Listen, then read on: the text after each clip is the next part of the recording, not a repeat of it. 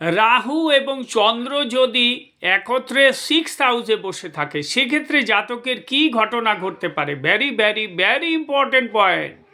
6th হাউসে যদি রাহু থাকে, আমি আপনাদেরকে বহুবার বুঝিয়েছি, 6th হাউসটা হচ্ছে রোগের জায়গা, ডিজিজের জায়গা, শত্রুর জায়গা।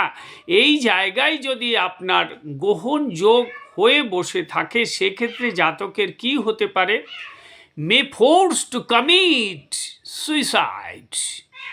তার মানে সুইসাইডের একটা টেন্ডেন্সি কিন্তু জাতক জাতিকার মধ্যে থাকবে। আমার কাছে যতগুলো ছক এসছে তার ম্যাক্সিমাম ক্ষেত্রেই তারা সুইসাইড করেছে। কেউ মরেছে, আবার কেউ হাত পা ভেঙে ঘরে পড়ে আছে। খুব সাবধান। So it is very alert.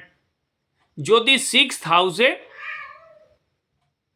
তার এই সমস্যা হবে।